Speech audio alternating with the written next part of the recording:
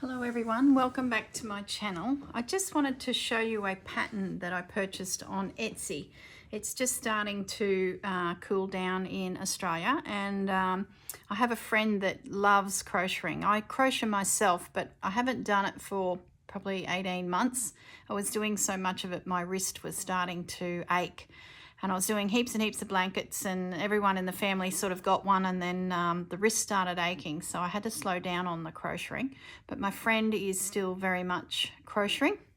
She does a lot of soft toys for newborn babies. So I asked her if she wouldn't mind having a go at making this pattern. I've had it for a little while, and I've just been waiting for the yarns to come out into the spotlights in Australia so that I could sort of make my choice. I've decided on the yarn, I've got my pattern ready, and I thought before I hand it all over to my friend to make, I'll just show you a little bit about it so that it sort of makes sense at the end of the video when this cardigan magically appears. All going to plan, that is. So this particular artist, she's from Holland. Now the pattern itself is 20 something pages, so I've just printed out the first couple and a little bit about Annah at the back here. Now I found her on Etsy. I'll post all of her details in the links below so that if you did want to go and purchase the pattern, you can find her easily. She does have patterns on some of the big crocheting sites in America, so by the looks of it she's quite prolific around there. So even if you typed in hashtag and her name, I believe it's Annah Haakt or Hack, it's Dutch, she's from Holland. So I'll give you some more details in a moment. It does clearly say there that this pattern is not to be shared, adjusted or resold in any way, so respect her work in that manner. She's got her contact details and Facebook details on the last section of this pattern page. So I'll add all of that to her details. You can make it and you can sell your products, she does mention there. So it's a classic granny square, but she's really put a lot of thought into how you combine the granny squares together, and even the sleeve is not a granny square as such. It's lines of the stitches that you use to make your granny square up. So it's a simple pattern, but the trick is how you construct it. So I'm planning to ask my friend to not actually add the hood to it. It won't be needed because I'll only ever be wearing it around inside the house. So the collar will just lay flat with one button. So it'll be perfect for just those evenings when it's a little cool and you're watching TV, you can throw it on. So as I said, I'll put all the links below if this was something that you wanted to have a little look at. I'll bring it up a little closer. She's used very bright colours, which I did think in the first place I would use it to get rid of a heap of scraps, but in the end I chose a particular yarn to do the project. She's got some great sizes there, so it could be adapted from extra small up to 5XL. I'll just give you a quick glimpse at the pattern. As you can see, it's just a granny square, but the trick is how Annah puts it all together. So she's got a lovely little message on the very last page. So as I said, the links will be below, but there is, if you want to take a screenshot, that is her full name of her Etsy store. And then if you just type in hashtag Annah, you will bring up lots of videos of other people who've made some of her products. But on her store in Etsy is just heaps and heaps of great ideas, from cowls to ponchos to capes to other cardigans. Just really great patterns. And as I said, some of the big American sites do carry her work as well. But if you do go and buy a pattern, go directly to Etsy, and that way you're giving your money directly to the artist herself. So take a screenshot now if you wanted to have a little look into that. And I'll just quickly show you my yarn. I end up choosing a 60% cotton, 40% acrylic yarn. As I said, I'm in Brisbane, Australia, so our winters are very mild. So I was sort of looking for something that could carry me easily into a cool evening in summer, but not too heavy, woolly and thick, because we just don't get the winter that some of the southern states in Australia get. So the one I chose is called Shadow. It's a moda and it's a variegated yarn. I sort of felt like I didn't want it to be too crazy in colours, so if this just drifts through the granny squares, I think it'll be fine. There were 3 in the range. There's actually more, but I did choose 3. So if my friend wanted to highlight some areas in particular, like a sleeve or a cuff, she could just, you know, work in certain colours, something for her to have a play with. This one is all pinks, and I believe it is called Burgundy long print. So I got 3 of those. Not sure how many balls of yarn we'll need for this project, so I probably don't have enough, but we'll soon find out. This one is called Teal long print, and then the last one is all these blues, and that is called Blues long print. So they're absolutely gorgeous, and being that they've got some cotton in the mix as well as the acrylic, it should be just gorgeous to wear. Lovely and soft. It feels nearly cashmere. It's not, but it sort of feels that way. Okay, I will leave the video at that. This is just really an introduction to the project. We'll hand all these goodies over to my friend who is going to have a go at crocheting the pattern. So stay tuned. I will do an update video in a couple weeks time. Let's see how fast she is. It might be a couple months and we may miss winter, but she's pretty quick. So I'm hoping it'll come together in time. Okay, thanks guys. I'll see you all soon. Bye. Hello everyone, I'm back and look what I have. Marianne has completed my cardigan. So I just wanted to show you my beautiful cardigan. It got nicknamed the ugly cardigan in the end. It was quite amusing as our husbands were watching this come together, and the fittings, and there were granny squares hanging off of my shoulders, and it became quite hilarious. We love the pattern. I love the cardigan.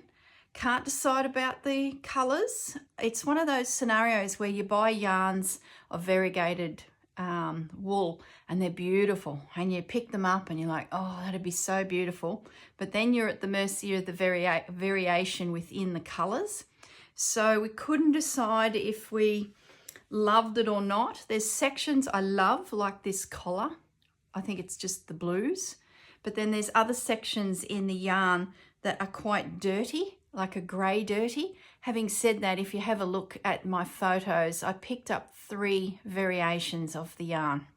So in hindsight, maybe I should have just picked up the one, and then it would have been into the blues to do with that particular ball. So I've probably made it muddy by using 3 different variegated yarns, but you know, at the end of the day, I couldn't decide which one to buy. It was just turning into a palaver in the aisle at the yarn store. So I ended up buying a little bit of all of them and just thought, hell, let's just go for it. But I do love it, but we have nicknamed it the ugly cardigan. So anyway, that's just in jest. The pattern itself, Marianne was really happy with it. She said it wasn't easy, but it was her first cardigan. So I think, if anything, she was getting her head around the shaping that takes place to make a garment fit your body. But she did get through it, no problems, and she's quite a fast crocheter, so it came together really well for her. She was really happy with the yarn too and the way that it worked up. So am I. It's beautiful to wear. It feels great on my skin, and it is heavy, so you wouldn't want this yarn in a cardigan that went, say, past your bottom, past your hips. This just past my waistline when I wear it, so it's probably enough. The sleeves turned out to be a little bit long for me. Having said that, I did get her to add a few extra rows, so that's really my fault, not the pattern. But I plan to just turn them back up on themselves, and then using some of the little bit of yarn that's left, doing a little slip stitch around this sleeve here to create a little cuff. So it's not an issue at all, and if anything, it gives it a nice little detail. So if you did want a turned up cuff, I think from memory, Marianne put in another 3 rows at the top of the sleeves to just get that little bit extra length. But you'll know what I mean when you slide the sleeve up your arm if you feel like you need a little bit more.